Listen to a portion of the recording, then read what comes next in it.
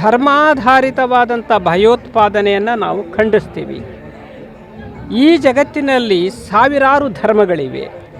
ಎಲ್ಲ ಧರ್ಮಗಳು ಕೂಡ ಪರಸ್ಪರ ಗೌರವದಿಂದ ಒಂದು ಧರ್ಮವನ್ನು ಮತ್ತೊಂದು ಧರ್ಮೀಯರು ಗೌರವಿಸಬೇಕು, ಆಚರಿಸಬೇಕು ಅಂತ ನಾನು ಹೇಳ್ತಾ ಇಲ್ಲ, ಗೌರವಿಸಬೇಕು. 10 ಗ್ರಾಂ ಖರೀದಿಗೆ 1000 ರೂಪಾಯಿ ವಿನಾಯಿತಿ, ಮತ್ತೆ ವೇಸ್ಟೇಜ್ ಮೇಲೆ 10% ರಿಯಾಯಿತಿ. ಮನು ಜ್ಯುವೆಲರ್ಸ್, ಕೋಪಿಕರ್ ರಸ್ತೆ, ಹುಬ್ಬಳ್ಳಿ. ಆಯಾ ಧರ್ಮದ ಅನುಯಾಯಿಗಳಿಗೆ ಆಯಾ ಧರ್ಮವೇ ಶ್ರೇಷ್ಠವಾದದ್ದು. ಆದರೆ ಒಂದು ಧರ್ಮ ಮತ್ತೊಂದು ಧರ್ಮದ ಮೇಲೆ ದಾಳಿ ಮಾಡುವಂಥದ್ದು ಇದೆಯಲ್ಲ, ಇದು ಅತ್ಯಂತ ಅಮಾನುಷವಾದಂಥದ್ದು. ಮನುಕುಲ ಅನ್ನೋ ಧರ್ಮವನ್ನು ಅನುಸರಿಸೋರು ಎಲ್ಲರೂ ಖಂಡಿಸುವಂಥದ್ದು.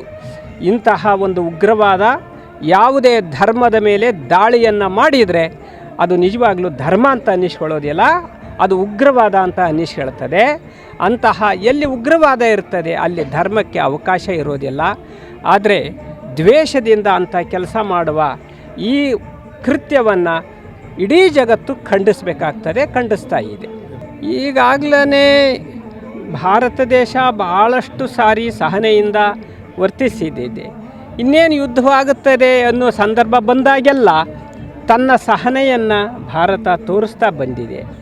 ಈಗ ಮತ್ತೆ ಧರ್ಮದ ಮೇಲೆ ಅದ ಹೆಸರನ್ನು ಹೇಳಿಕೊಂಡು ಉಗ್ರ ಒಂದು ಕೃತ್ಯವನ್ನು ಮಾಡಿದಾಗ ಇಲ್ಲಿ ಭಾಳಷ್ಟು ಸಹಿಸ್ಕೊಳ್ಳೋದು ತುಂಬ ಕಷ್ಟವಾಗ್ತದೆ.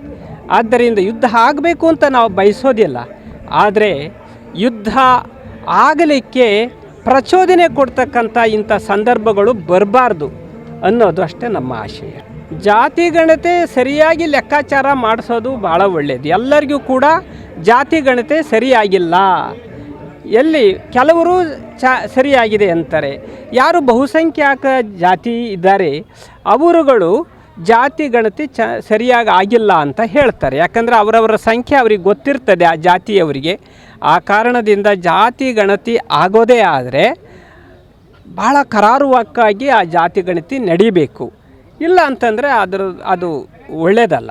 ಜಾತಿಯ ಆಧಾರದ ಮೇಲೇ ಸವಲತ್ತುಗಳನ್ನು ಕೊಡೋದು ಅಥವಾ ಸಂಖ್ಯೆಯ ಆಧಾರದ ಮೇಲೇ ಸವಲತ್ತುಗಳನ್ನು ಕೊಡೋದು ಇದು ಎಷ್ಟರ ಮಟ್ಟಿಗೆ ಸರಿ, ಎಷ್ಟು ವೈಚಾರಿಕವಾದದ್ದು, ಎಷ್ಟು ವೈಜ್ಞಾನಿಕವಾಗಿದ್ದು ಅನ್ನೋದನ್ನು ಸರ್ಕಾರ ಇನ್ನೂ ಕೂಡ ವಿವೇಚನೆ ಮಾಡಬೇಕು. ಎಲ್ಲ ಲಿಂಗಾಯತ ಮಠಾಧೀಶರು ವಿರೋಧ ಮಾಡ್ತಾ ಇದ್ದಾರೆ, ಒಕ್ಕಲಿಗರು ಮಠಾಧೀಶರು ವಿರೋಧ. ಹೌದು, ಖಂಡಿತವಾಗಿಯೂ ತಮ್ಮ ವಿರೋಧನೂ ಇದೆ ಮತ್ತು ಸಹಜವಾದದ್ದೇ.